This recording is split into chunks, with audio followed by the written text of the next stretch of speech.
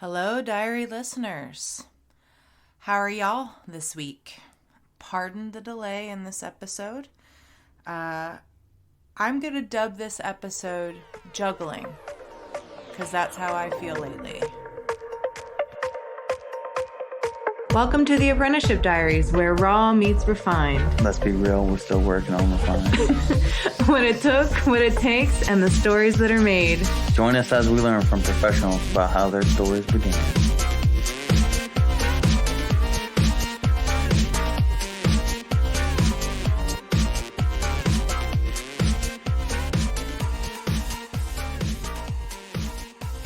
So it's hard to really describe what I'm going through so much as it is that I feel like I'm a lot of different places all at once. I don't think that this is a rare thing to feel, especially with all that I'm kind of trying to do at once.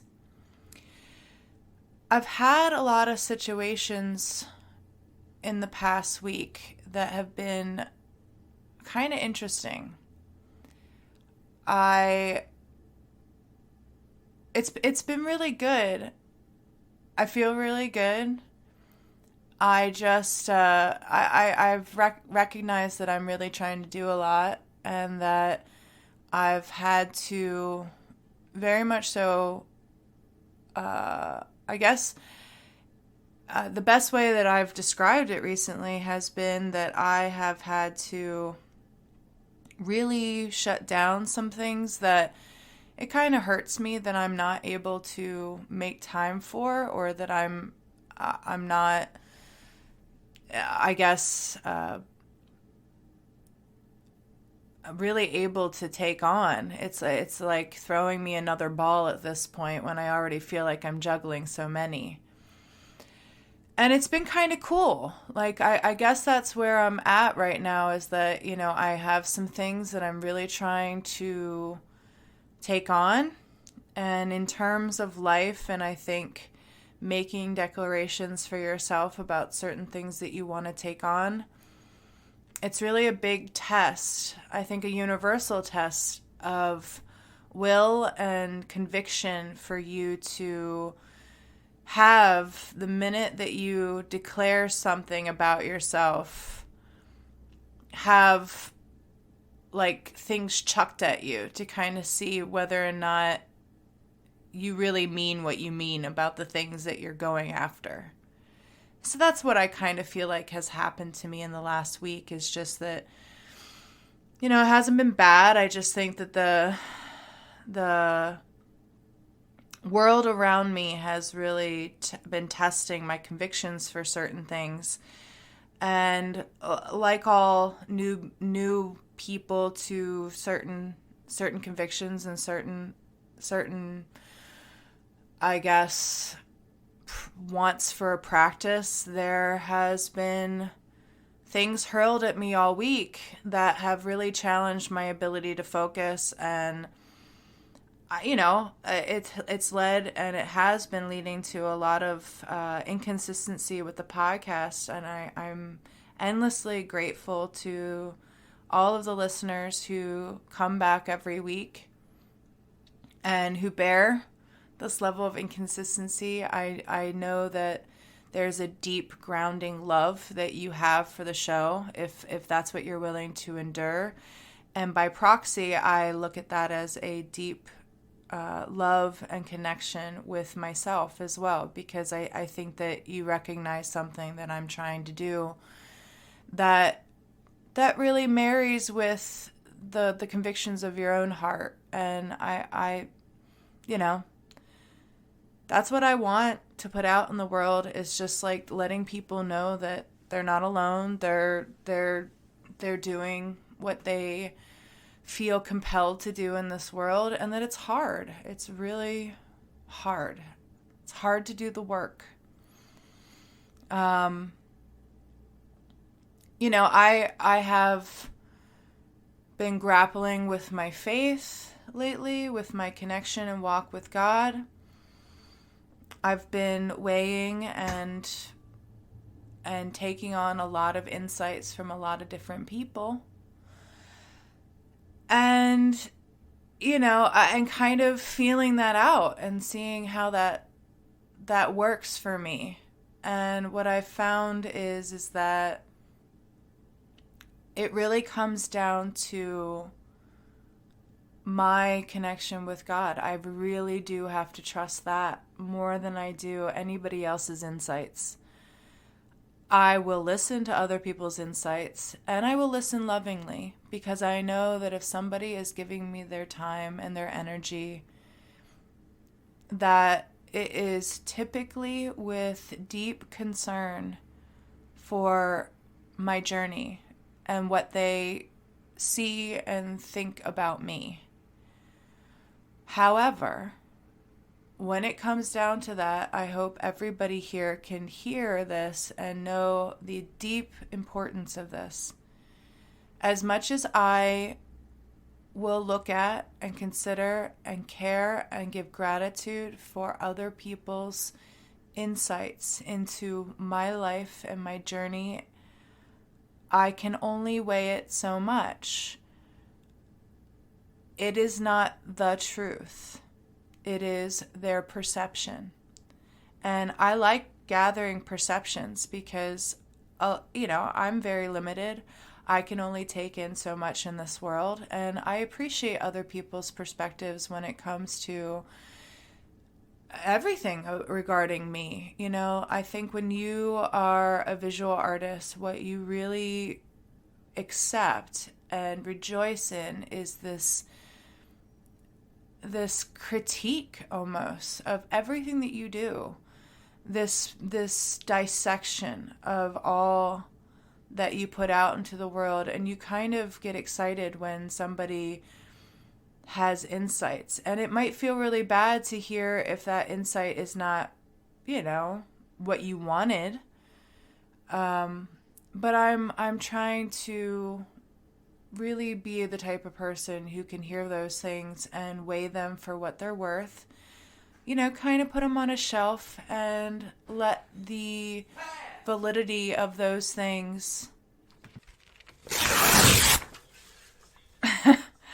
Oh, diary listeners, it was a perfect time to get, I guess, interrupted as I'm explaining how much gets thrown at me on a regular basis.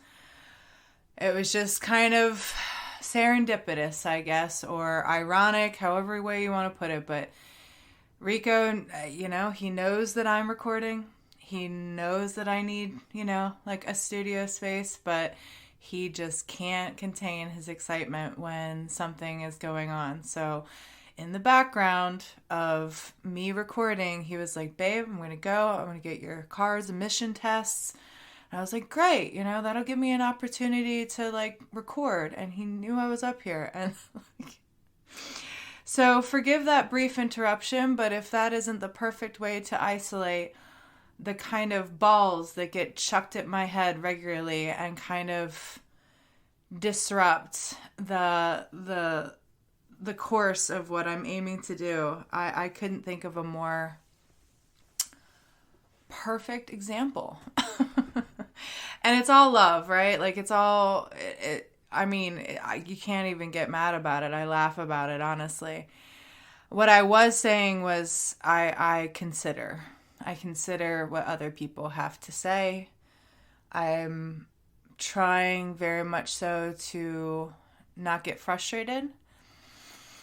I'm trying very much so to just be as loving and tempered as I possibly can, because the overall perspective that I'm really, really trying to have is that we're all human. We're all on our own journeys. We're all gifted with very precise gifts in this world. And we all have purpose, because if we're here, we have purpose. And so I am really just trying to, as I walk with God, I'm really just trying to embody that grace and that kind of, flexibility. I really think that it is making me a better person. But I am kind of, like the former Amy, the very diligent, the very structured Amy that, like when it comes down to people when they're first starting something, I do feel like there are things to kind of hurl at them to let them know when they're walking down a path that may or may not serve them. And because it was hurled at me, for example, to kind of break down what I'm talking about, when I first started tattooing, I had such lofty ideals about what I was going to do. Like, oh, I don't understand why you would wait until like the week of somebody's tattoo appointment, let alone the day or night before or day of, to design for them. Like, that seems ludicrous to me. Why wouldn't you pre-design like months ahead? Why wouldn't you stay in the frame of what somebody just talked about and, get ahead of the game and get the work done? Why wouldn't you do that? I didn't know. I didn't know the business to which I was involved enough in to really be able to make that call. I just had ideas about structure, time management, work management.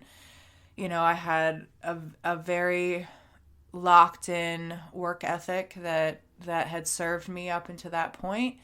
And in my mind, that made sense. And what was hurled at me was like, you can do that, hun, if you want, but I'm going to tell you right now, you're going to have to redesign 1,000,000 times to Sunday. And when you give people that amount of time to look at a design and, because I was talking about like, I don't know, sending it like a month ahead of time or whatever, or like just getting ahead of the game. And why wouldn't that be good? I was told, I was like, you don't give people that much time to look at something. What they'll do is they'll pick it apart endlessly and never make an actual decision. And what you want, and also you'll, on an artistic level, what will happen is you end up designing something so long before you actually execute it that you really aren't excited and attached to the work at that point when you finally end up doing it. So 2 things happen. One, your client will pick apart the design to nauseam to where you're like, dude, do you even know what you want? Like, and they don't. They really have to. They know that they want a tattoo. They know the general idea. They know that they are excited about something, but they know how to register an immediate response, but they need a bit of time, like closing on them to make a very qualified and true decision. And, I've kind of got that factored down to a systematic point where I feel like it's fair and it's nice for everybody. But if you give somebody way too much time, man, like they just sit and look and pick apart and analyze to paralysis almost, to where, the person who's doing it doesn't even want to do it anymore. They're frustrated because this person is not making a decision. They don't even feel great about putting on a permanent fixture to someone's life and to their bodies at that point. And then the artist, like at that point, it's been so torn apart and so away from that initial excitement and energy that everybody had in the beginning that it just doesn't feel good anymore. So you really have to you have to consider all of these things. When it was hurled at me, it sounded very like, the way it was delivered to me was very condescending. That view, like, if you want to do that, if you want to, go through all of that, but I'm going to tell you what's going to happen. And I looked at it as like, don't you tell me how life is going to be. Let me figure it out for myself. And, I, of course, did do that. And I, of course, did have to figure it out for myself. And I'm kind of back there now in a lot of ways where I'm trying to take on certain things where I truly feel like I'm a baby all over again. I'm having people hurl judgments or insights at me. And, you know, rather than at this point, however, take it as like, oh, what do you know? I'm kind of not doing that anymore. I'm kind of paying attention a little bit more and considering what they have to say a little bit more, and really looking at the point of their experience as some kind of insight as to where the opinion's coming from and why. With your mentors in tattooing, regardless of how brash they are, how off-putting they can be, a lot of the times when they're giving you advice, and even if it comes off really harsh, I think it's important to realize that they wouldn't be putting themselves in a position of mentorship if they didn't actually want to bestow certain knowledge onto you. And, you know, I think you have to gracefully weigh all of those things and then decide your own boundaries within that. But, you know, something that I really like is this concept of really compassionate people. Brene Brown has done a lot of work illustrating that, and a lot of research in regards to compassion and truly compassionate people. And what she basically outlines is that really compassionate people have really good boundaries. And, you know, it's not enough just to be kind, folks. It's important to be resolved about your boundaries, because kindness can only go so far if your boundaries aren't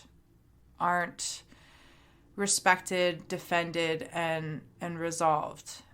Because what happens is that everybody gets abused. So even if there was the best intentions, again, best intentions are the pathway to hell.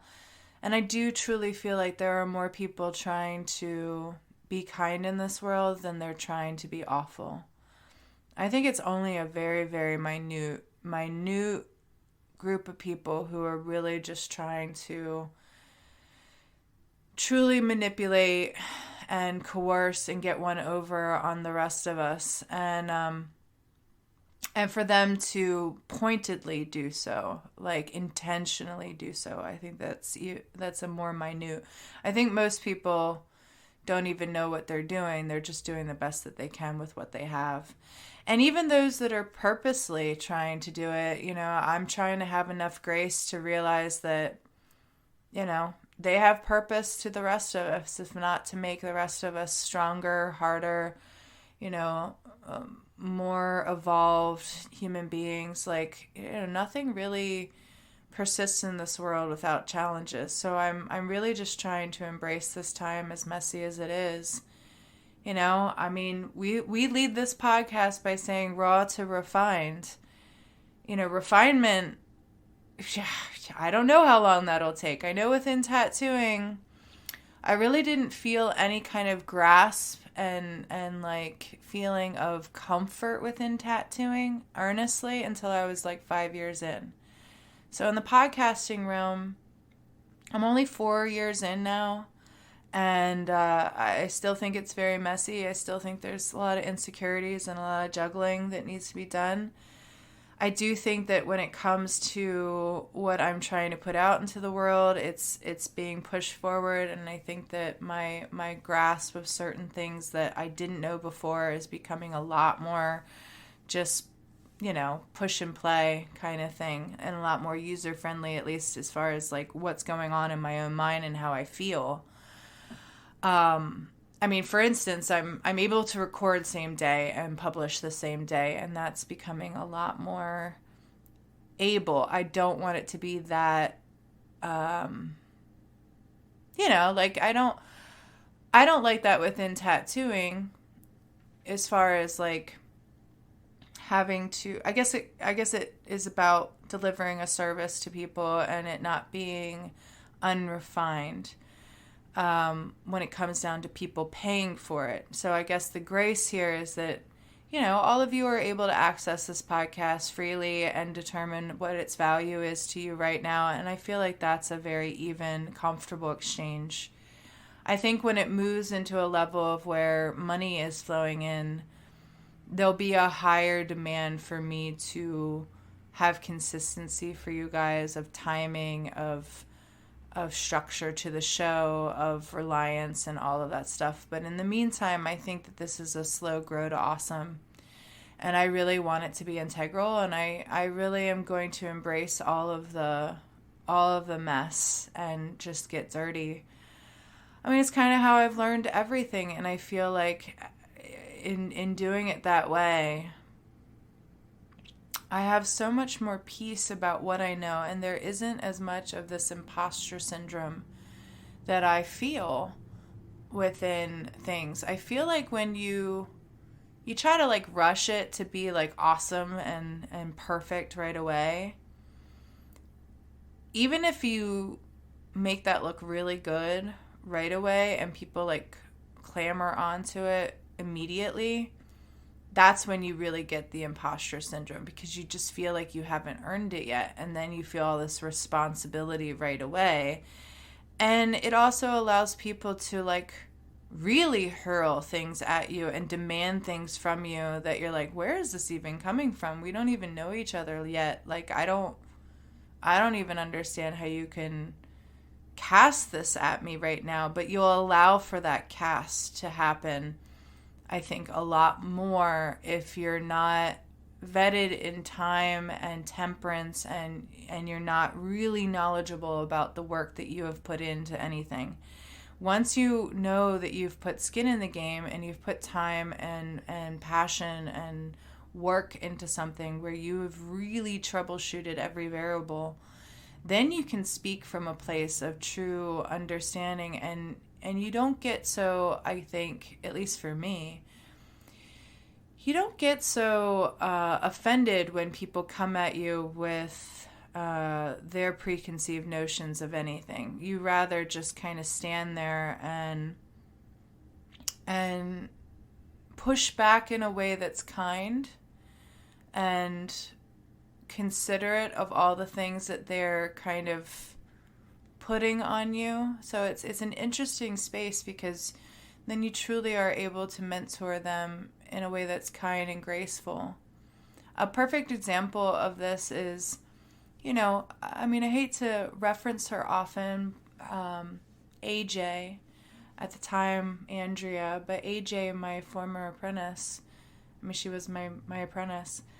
She had asked me once, how much time, people were asking how much time I've been tattooing, and I kind of get upset about that question. I don't know what to say. I feel like it's a confronting question that kind of makes me feel like they're gonna, like I'm not gonna get the opportunity to tattoo them. I guess that's what she was getting at. And I said, well, tell them how much time you think they need to hear. And she kind of jumped back, but that was the advice that I was given by my mentor. And then I broke it down and I said, well, that's not my style. But it is a way, and it is an option, because let's get to the root of why you're asking this. I mean, the truth of the matter is that you want time under the needle, and you know that the more opportunities you get to actually tattoo, the better a tattoo artist you'll actually become, right? So, for you, it's kind of like, I'm trying to move towards this being my profession. I need to make money.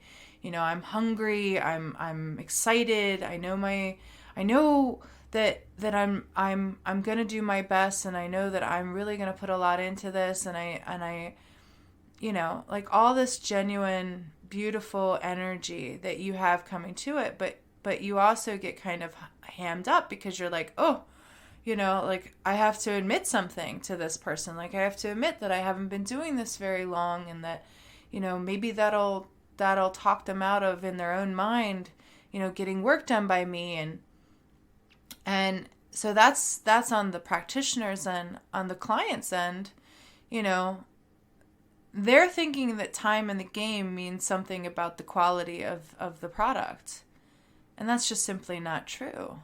In fact, more time in the game sometimes can lessen the quality of a product. And if we're talking directly about products, there's a sweet spot of when a product is really at its height and its most palpable energy. Like once it becomes about, I think, a consistency of a brand, and it's really trying to prove itself to its clientele, that's like actually the best time to get in on a product, because it's really trying to meet its market group very adamantly, very integrally, and it really wants to sell. And it's a great even exchange of passion, energy, wanting to do all that it can. But once it moves to a point where it is branded and people trust the brand and people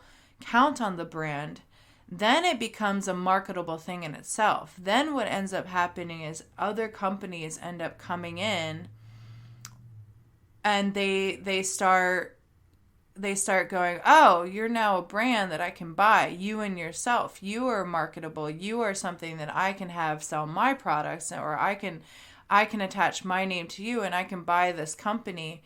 And then once they do that, then they start saying, oh, well, like, I mean, have you considered, buying this cheaper product over here? This'll increase profits for us if we do this, this, and this, and we restructure and we reorganize things so that we can have more output, and we can service more people, and we can make more money.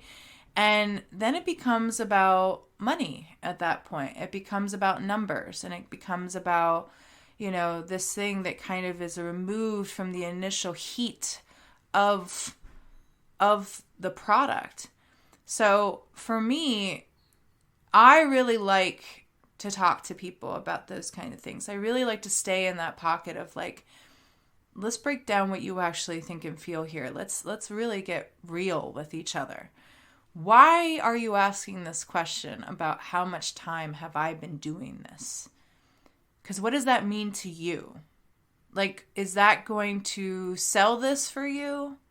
Or is that, does it really even matter? Like, let's talk about what that means to you. Because I know people that have been tattooing for 20 some years, and they haven't grown at all. Like, in fact, they've gotten worse, or they've gotten lazy, or or simply put, they're getting older, and their bodies literally can't deal with the demands of this job, and they've had to pull back a lot, and they've had to, in a very integral way for themselves, do certain things that require them to take a step back of what they can actually offer you, and it has impacted their output. So what does this mean to you? Like, and why are you asking it? And I think when you really frame that with people, they kind of understand a little bit more about what they're engaging in. Because when you have a person-to-person artistic service-based exchange where you're trying to craft something for someone as an artist, I do think it really counts about like where you're coming at it from and what kind of passion you have put forth to it. So I always just try to meet people with that passion and be very, very, very honest. And that's what I ended up telling AJ, was that, I'm very passionate about what I do, and I try to keep the passion always integral there. And I always try to be very, very honest with my clients, because I feel like that gives them every ability to walk away. And I want them to walk away if whatever they hear from me kind of doesn't work for them, because I know then that the exchange of that energy, that tattoo, is going to be marred by something that just doesn't feel good. And that's going to be with them for the rest of their lives. And I just don't think that that's good. But it's not for me to tell you your style. It's not for me to, tamper with what your, I guess, wants for growth are, or any of that. I just know where I like to be. Where I like to be within any business is very, very real with people. Very concerned about them coming to me for a certain level of atonement, a certain level of peace and tranquility and acceptance and and also like a safe space to really grapple with some things that I think they've long felt, but maybe never had a person that they could really, really, really dive into those topics with in a way that would be unbiased and truly thought-provoking. And it comes down to everything with me. Like I think that's what the journey that I've had to kind of do with tattooing, and now my present walk with God, is that I've really had to figure out what all that means to me because of how sacred I feel my service is to people and what I do. I put a lot into it. And actually, like this past week, I had a guy, I won't call him out, of course, because, you know, I think that it's just important, as this show has always been about, to give you guys things to consider. You know, my experience is something that I really hope that everybody will just take, and like I'm doing with everybody else that's chucking things at my head, you know, just put it on a shelf. And if you really don't like how I'm saying things, then turn off the podcast. But, you know, this happened to me recently.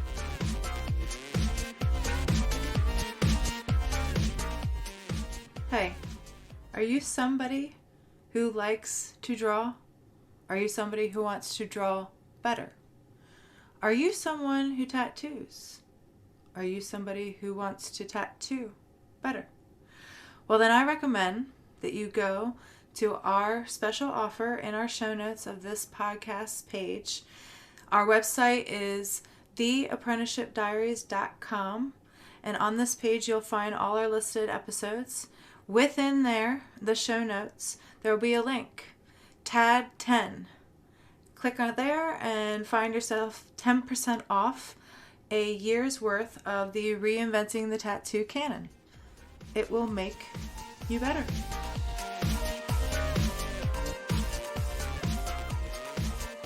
And it didn't happen to me. It was a happening this week, and I had every bit of choice to engage and not engage in this. I mean, it was very fair, and I'm very blessed for it, but I belong to Facebook groups that are all tattoo artists, and this one guy came out and he put up a post of, you know, basically saying that he had made a new enemy in the tattoo community, and he went so far as to frame what happened between him and this other artist that he basically launched at because he didn't like how this artist talked about tattooing and how this other tattoo artist framed what we as tattoo artists do. And the guy who was making this post on this tattoo page was just kind of upset about how this other tattoo artist framed what we do. And he was looking for, I think, camaraderie amongst other tattoo artists to be like, yeah, we just draw on people. Like, that's all we do. Like, honestly, like, the whole attitude was like, honestly, if you take yourself like this seriously, you're really an idiot. This is all we do. And I thought that I wrote a very, balanced comment that I think gave him some, the guy making the post, some credit, and then also gave the guy who he was challenging some credit as well. Basically what I said was, the only thing that struck me about the dude that he was calling out, and he blatantly put his face and everything up on this post. Like, he framed this guy and wanted to, like, incite this kind of cancel culture kind of attitude. Like, it's amazing to me how many people need that. They need to, like, cancel others. They need to, like, quantify things. They need to box it all up. I led my comment with basically saying, I don't really understand why this guy bothers you so badly. The only thing I can say that he did that I don't really approve of is that he tried to quantify what we, quote unquote, as tattoo artists do. I don't think that's a fair thing to do because artists are varied. Like, how we express ourselves our styles, our manners, our particular thing. It's a per person thing. It's when you walk into a tattoo studio, you're not walking into a restaurant to where you're going to get a consistent meal no matter who you go to.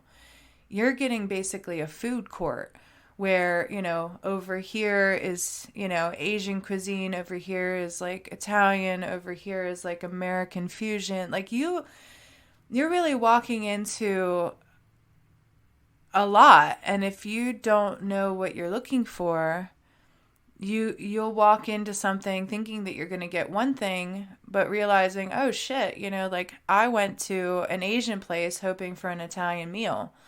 I got noodles, but they were not the kind of noodles that I was looking for. That's really it with tattooing and artists in general, and with the actual product that you're going to get at the end. So I didn't approve of this guy quantifying what tattoo artists are. My main point was like, I don't understand why it bothers you so badly outside of the fact that he tried to kind of put us all into one boat. What I did admit is that the way that he talked about himself is much more in the way that I would frame what I do. I care deeply about what I do. I don't think I just draw on people. I don't think people come to me to just draw on them either. I think it is a lot more like this man said, where they're seeking an atonement. They're looking for a soulful healing. They're wanting to express something that they can then go back out into the world and better meet the world outside of them, feeling confident, feeling like they've dealt with something that they really needed to grapple with in a very kind space, a very neat space, a very rare space, with another artist, with a practitioner who can help them feel that and feel great about the kind of mark that they are leaving with, because it is precisely the kind of mark that brands them for the rest of their life in an integral way, where they feel very happy with what they've put themselves to, because it was kind of a perfect little slice of interaction with somebody where something was created that they can walk around with a sense of pride with, and they don't feel abused, and they don't feel, like they're further behind in this feeling of disconnection with everyone else. And to me, that's what art is about reconnection. It's about, atonement. It's about, taking some power for yourself and sitting with that and creating something with that and meeting the world back in a way that's very integral and very personal and very exciting, because now you have something to talk about and you have something to be excited about, and that there's hope in this world. And I get that that's not everybody's style, which is what I said to the guy. I said, you frame yourself as just drawing on people. Okay, that's fine. If that's how you operate and that's how your clients see you, and if that's how you want to own it, that's cool.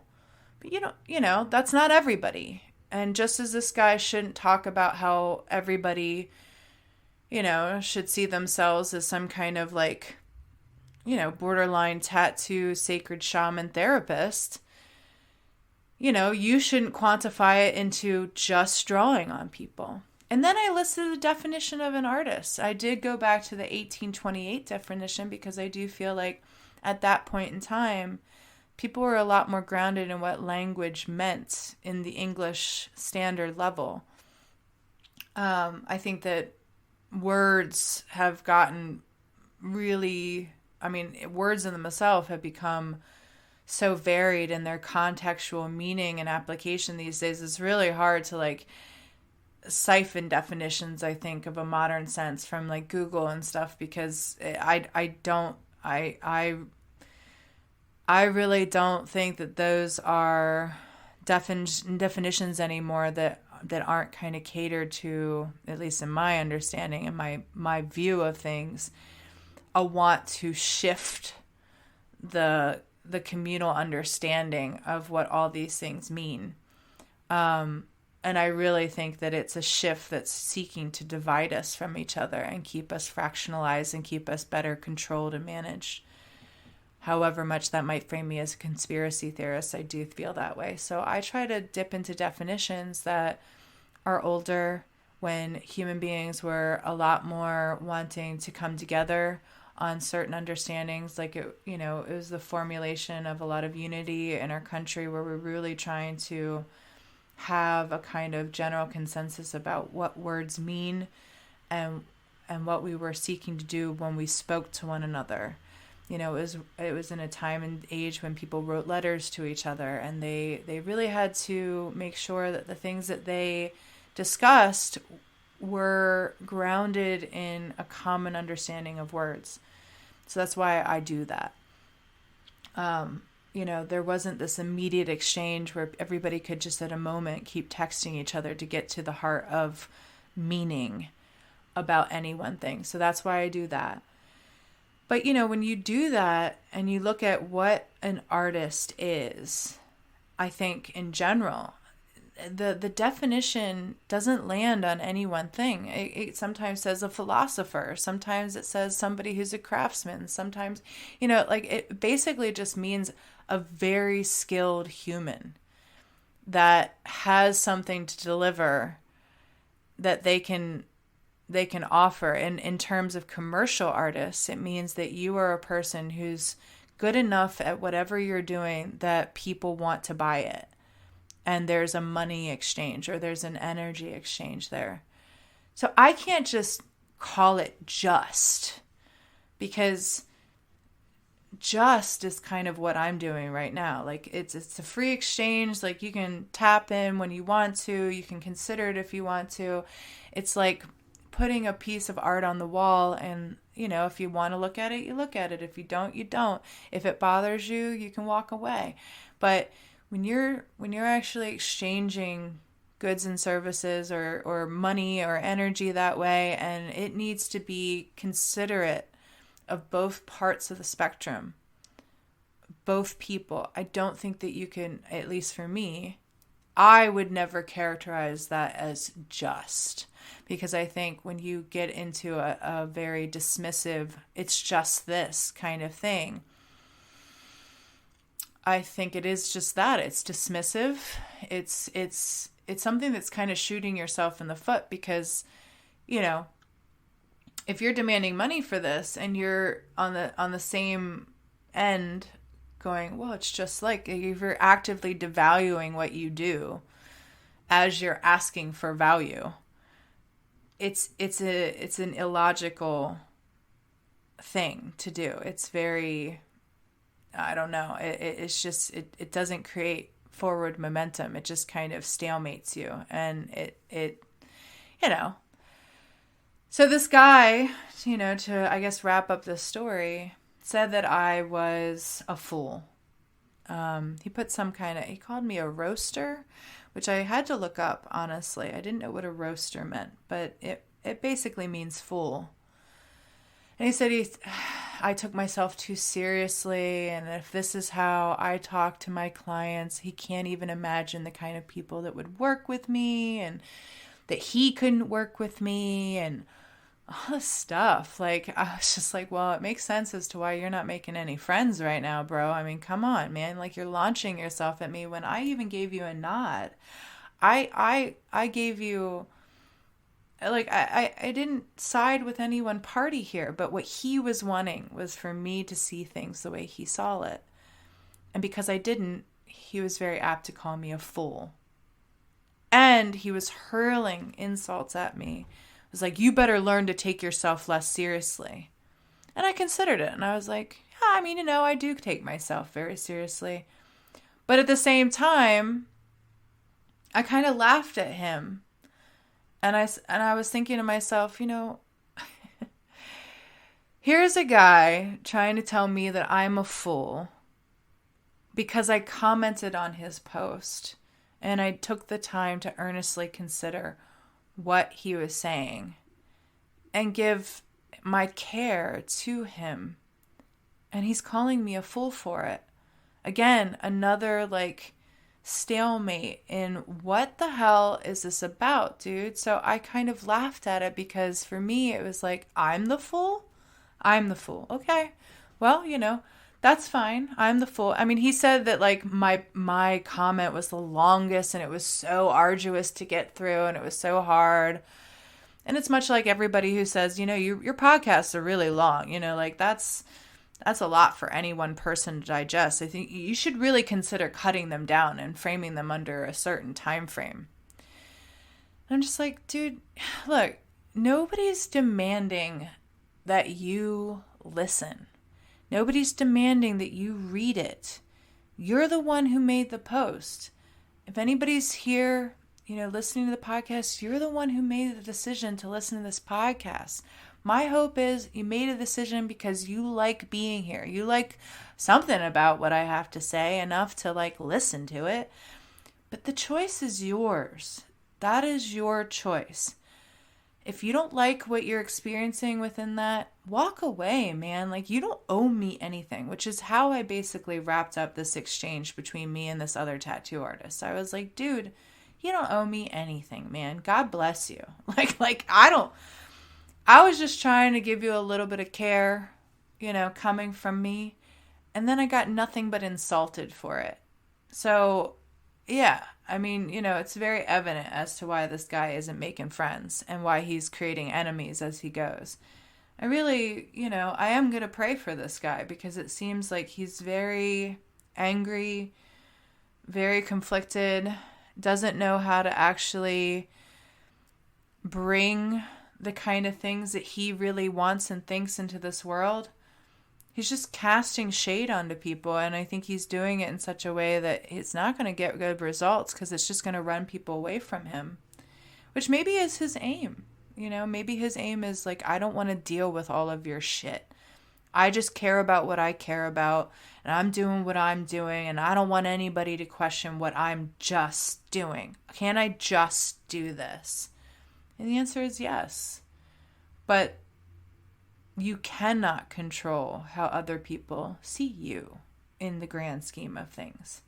That you don't get to actually control. That you don't actually get to command. What you do get to control is whether or not you walk away. What you do get to control is whether or not you consider it or accept it. And so I guess what I'm trying to tell all of you is that I'm very afraid right now. A lot of balls in the air. As you guys well know, I'm trying to tackle calligraphy.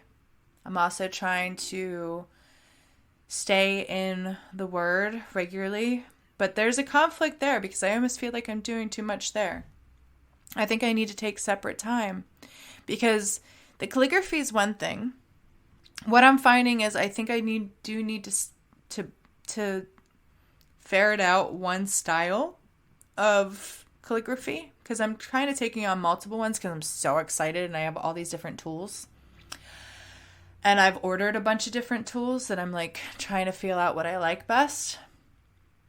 I will say this as far as insights regarding, I do really like the OG like quill pens a lot. I like the fact that, I don't know, there's something about, I guess it kind of just feels a lot like tattooing and the fact that I have to continually stop, pause, dip into ink and feed this pen. I don't get this just set and go and play kind of instrument, much like the markers. The markers are really freeing and you get a lot more consistency as you go because you're able to stay in it and you're able to really keep the angle of your strokes consistent with that because you're constantly fed this ink.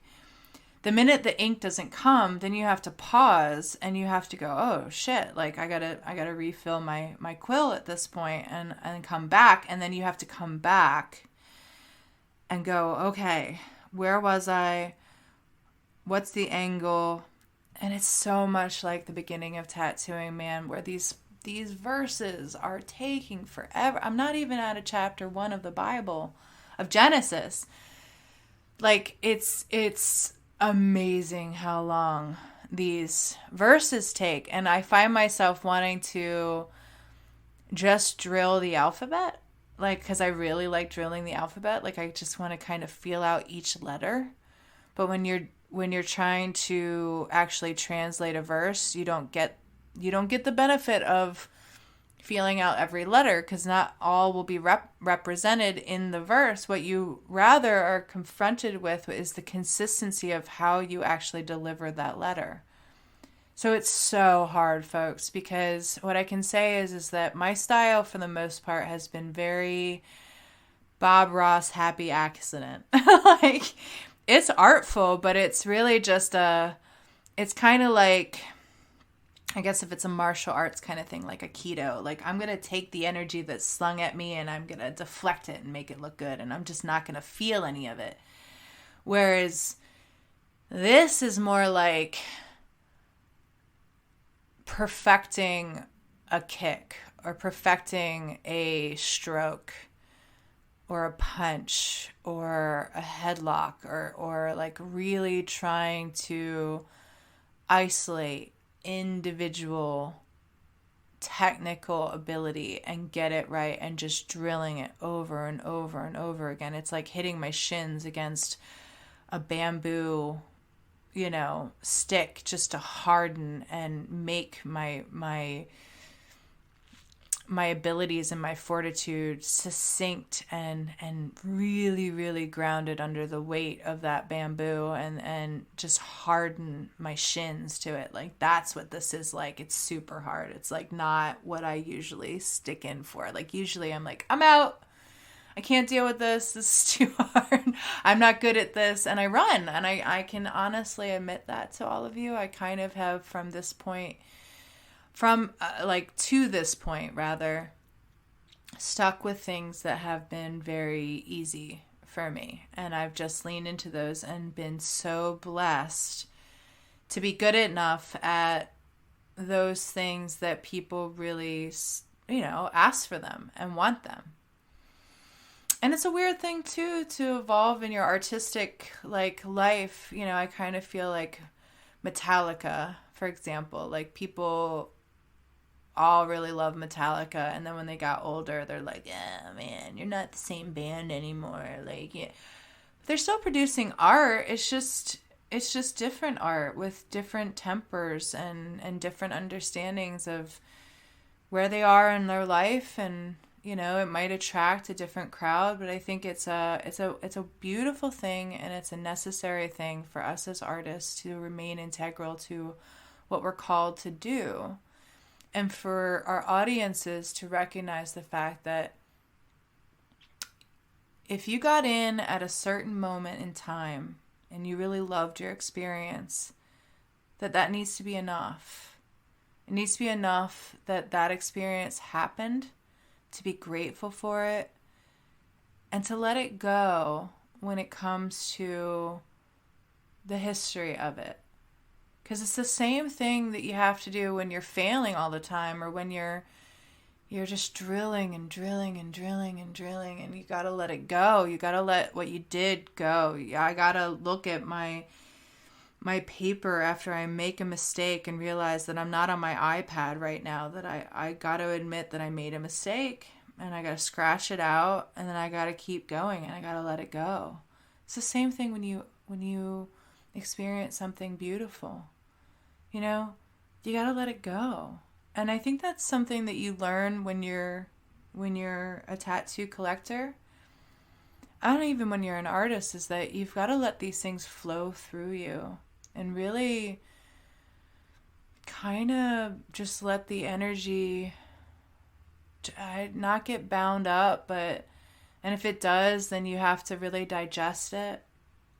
And that's what I've had to do over the past couple of years, is like digest where I'm at with tattooing, really remove myself and come back to it stronger, more available to the crowd that I am seeking to interact with, and really feel that out. And I'm excited again. I'm excited again to tattoo. I'm not upset anymore. I don't feel like it's wrong. I'm not scared anymore of what will happen, whether it be regulatory or any of it. I feel finally again like I can meet people in a common space where we're both understanding what we're doing again, and hit this and really create some awesome things together. But I guess a juggler is somebody who really, really is able to gracefully do something that is such a high level of performance and make it look so graceful and easy. But it takes such amazing time, and so many balls get dropped in the process, or whatever you're juggling. And if you're doing it with fire, you're going to get burnt. You're going to feel all the different things that you feel in putting yourself to something that is really challenging. Your shins are going to get hardened. You're going to learn so much. And that's just where I'm at right now. I guess this diary entry is just letting you guys know that I'm juggling. Balls are dropping. I'm going to pick them up if I feel like that's something that I really, really didn't want to drop. And I'm going to keep juggling it. And I'm going to keep putting it out there. And I'm going to keep performing. And the aim is showing all of you that we're all in this. We're all doing this. And that it's okay. The balls are going to drop. That there's going to be moments where it's different. There's going to be discomfort. There's going to be times where, you know, if you're growing and you notice that there are brown leaves on you, that you're going to have to cut those things off so that you can keep growing up and you can reserve your energy for the things that really matter. And just like that, today honestly was a perfect thing, you know, like that mild interruption from Rico earlier, that was kismet, but also earlier today, like every intention today was that Rico and I would spend our day carving wood. But it's looking like it might rain outside. We've really enjoyed the use of Dremel tools, and for us to sit outside, which is where we have to really go when we're carving these days, because we don't have a wood shop that we can just leave a mess, and we don't have proper ventilation for it either, that we just were like, well, you know, it might not be the best day to actually spend time with electrical devices outside. We could probably like whittle on some wood inside and manage that fine, because it, you know, puts off, you know, bigger chunks of wood. It's not all this dust shit, and we can, you know, manage that fine inside if we're so moved today. But, you know, Rico was really kind to me, and he's like, babe, we don't really have to do that. We can take a day. We can just have a really chill day and not push for anything today. You know, I really need to go to the grocery store, which, by the way, is where he's gone now. I paused the podcast, had a moment, and I said, you know, I basically told him, like, hey, I'm podcasting. You can't rush into the house when you know I'm podcasting and like scream up the stairs, like, even though it was really sweet and very cute and all of that. And I'm happy that I got to share with all of you a little nuance of my daily home life. I told him, I was like, when all of this progresses, we get more land and we get more possibility to spread out a little bit more than just this townhome that both of us are contained in. You know, I'm really going to need, if I continue podcasting, a studio space where I just go, the door gets shut and a sign gets hung like I'm in the studio space, like shh, silence, like I'm recording, you know, studio time. I am not to be disturbed. And have that be a rule and a boundary. But as it stands right now, you know, our house is our home, and I'm in our home, and there's a lot of things that happen in our home, and, you know, particular growth time is that I gotta find time for all these things. I gotta cut off those dead leaves where they find themselves. I really have to weigh what's worth my time, what's not. You know, I'm finding that my ability to gracefully and lovingly deflect energy or set boundaries, I guess would be the better way to put it, is happening. I'm more lovingly able to articulate and frame my boundaries now than ever. And I'm quite happy about that, because it's it's been the thing that's weighed me down a lot in my life. Like, I've really felt like I had to sacrifice so much of myself in order to be loving to other people. And it always put me in such an exhausted, such a terrible frame of mind, such a accosted, victimized place. And it really just was as simple as asking of people in a way that is mindful of both them and me, and really enacting some beautiful communication skills that gives everybody the ability to be kind to each other and themselves. And, one thing that, at least in my experience with therapy, is that that's what it's given me. I don't know if that's a common thing anymore with therapy. It seems to be very affirming these days, which I don't think that therapy necessarily should be. I think, in my experience, therapy was always, it wasn't affirming. It was me going to a mentor and learning about the things that I was doing, looking at them abstractly with an unbiased party, and really thinking about acquiring different skill sets and tools about how to manage these things that are just hurled at me constantly, and not feeling victim to them constantly. And really just learning managerial tools that made sense and allowed me to confront my world in a much better way.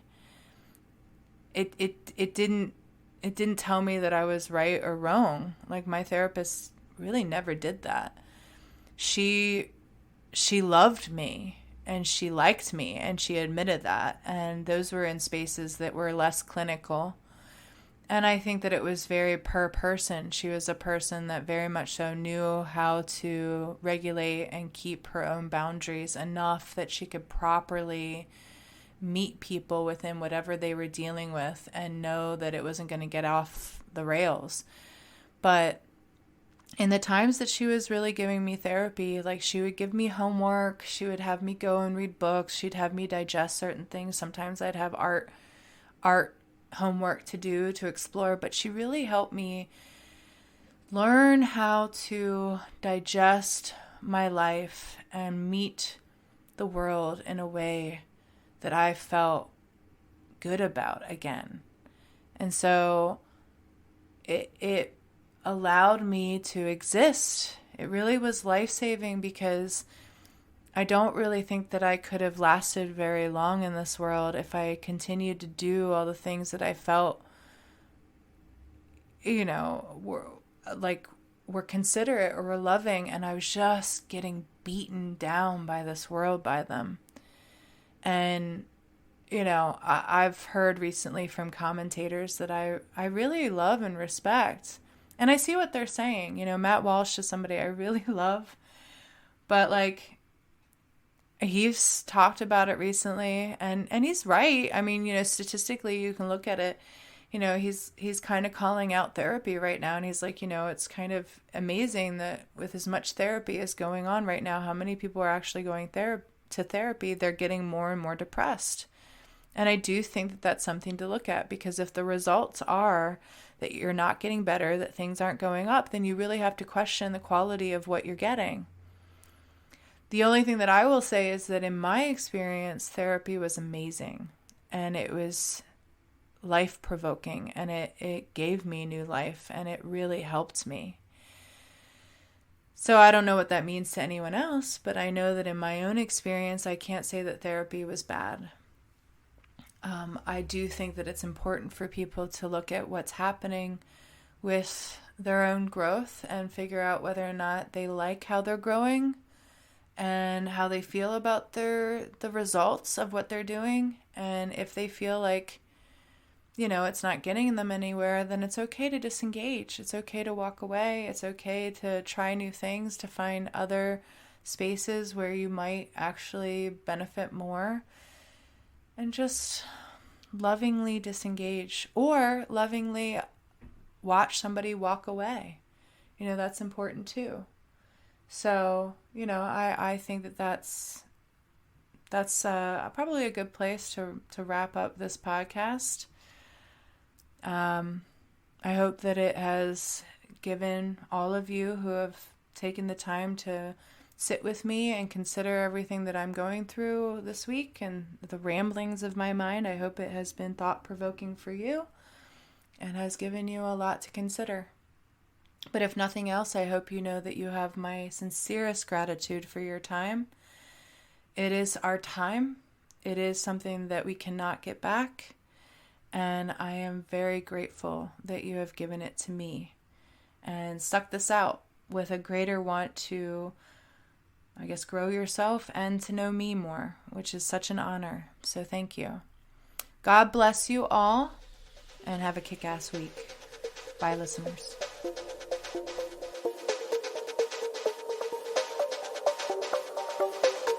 Thanks for listening. You can find the Apprenticeship Diaries on Twitter, Facebook, and Instagram. Our IG is _apprenticeship_diaries. If you would like to offer constructive criticism or an interview, drop us an email at theapprenticeshipdiaries@gmail.com. We look forward to hearing from our listeners.